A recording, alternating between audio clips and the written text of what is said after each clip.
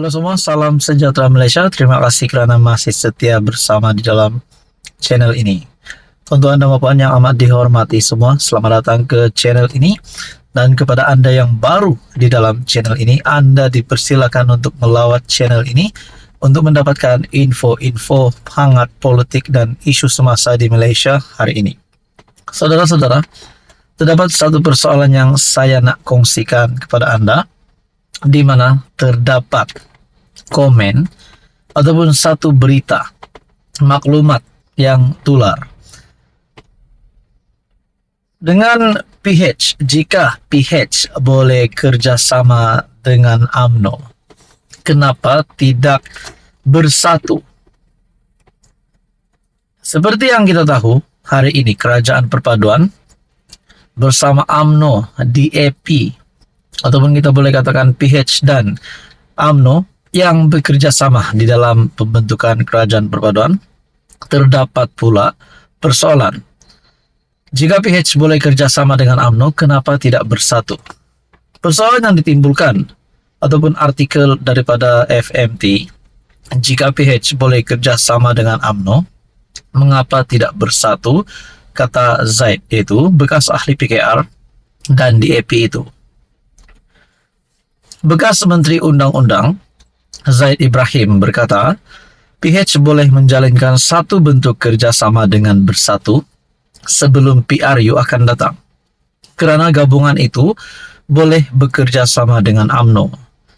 Bekas ahli PKR dan DAP berkata, bersatu juga tidak banyak beza kerana ia adalah parti serpihan daripada UMNO.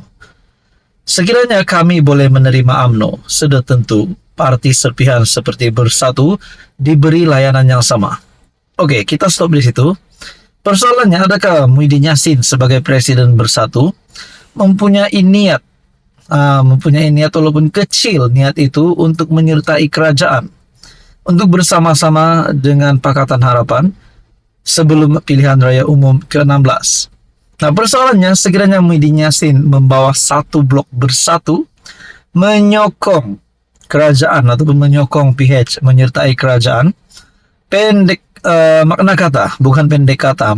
kata tinggal lepas dan gerakan dan muda yang menjadi pembangkang, dan mungkin ada lagi beberapa parti politik yang lain.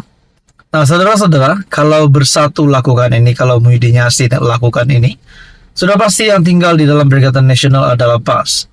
Dan mampukah PAS survive untuk PRU 16 sekiranya bersatu menyokong kerajaan?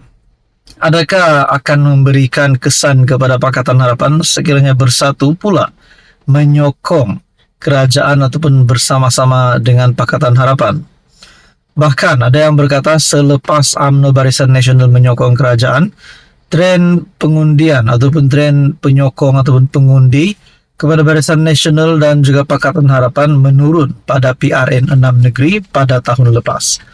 Nah, di dalam kenyataan ini juga menyatakan, Zaid yang kini kembali kepada UMNO berkata, PH boleh menjadikan Azmin Menteri Besar Selangor, manakala Anwar kekal sebagai Perdana Menteri. Bersatu adalah parti serpihan UMNO. Ia ditubuhkan pada 2016 dengan bekas Perdana Menteri Dr. Mahathir menjadi pengerusinya. Persoalan yang seterusnya pula yang timbul, kalau Presiden Bersatu Muhyiddin Yassin menyatakan sokongan terhadap kerajaan bersama-sama dengan kerajaan, adakah dengan ini kes mahkamah yang dihadapi Muhyiddin Yassin, mungkin ada yang berkata seperti yang dihadapi oleh Zahid Hamidi, beliau dilepaskan tanpa dibebaskan. Adakah ini juga akan berlaku kepada Muhyiddin Yassin? Adakah siapa-siapa pun ahli politik, parti politik yang bersama-sama dengan kerajaan mempunyai keistimewaan sekiranya mereka berhadapan dengan kes mahkamah? Itu menjadi persoalannya. Bagaimana pula dengan Mahathir?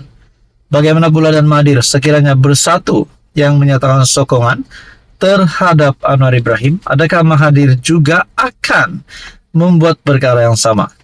Tapi dalam masa yang sama, kita tahu ada yang berkata selepas PH menang pilihan raya umum ke-15, dan juga berjaya membentuk kerajaan bersama dengan gabungan-gabungan Barisan Nasional, GRS, GPS, dan beberapa lagi pihak yang lain. Dengan itu Mahathir yang kalah teruk telah bersama-sama dengan Perikatan Nasional, dan pada akhirnya beliau dilantik sebagai penasihat SG4 ataupun penasihat 4 Negeri Tadbiran PAS PN. Namun saudara-saudara, ada juga berkata selepas Mahathir yang menjadi persoalan, adakah beliau akan bersara, adakah beliau akan meletakkan jawatan selepas kalah teruk? Namun tidak, beliau masih aktif dalam politik. Bahkan keadaan kesehatannya yang kita dapat lihat terbaru bahwa beliau dirawat di IJN, mungkin itu menjadi sedikit sebanyak tren penurunan penyokong Mahathir untuk beliau terus menjadi calon ataupun terus aktif dalam politik. Nah, saudara-saudara yang amat dihormati, apa komen Anda berkaitan dengan isu ini? Sekian saja, teruskan bersama di dalam channel ini. Jangan lupa tekan butang like, share, dan juga subscribe.